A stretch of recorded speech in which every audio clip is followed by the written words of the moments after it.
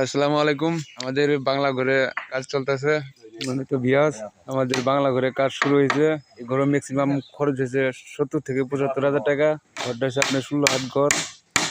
আমাদের বিলাল কাকা চ্যানেলটা সাবস্ক্রাইব করবেন সকলে মিলিয়ে। এর বড় যেটা আর আমাদের কাকু আমার শ্বশুর ভাই এলাকায় কাজ করবে আছে। সবাই এই চ্যানেলটা দয়া করে সাবস্ক্রাইব করবেন আর কমেন্টে বক্সে জানাবেন কাজটা কেমন হলো।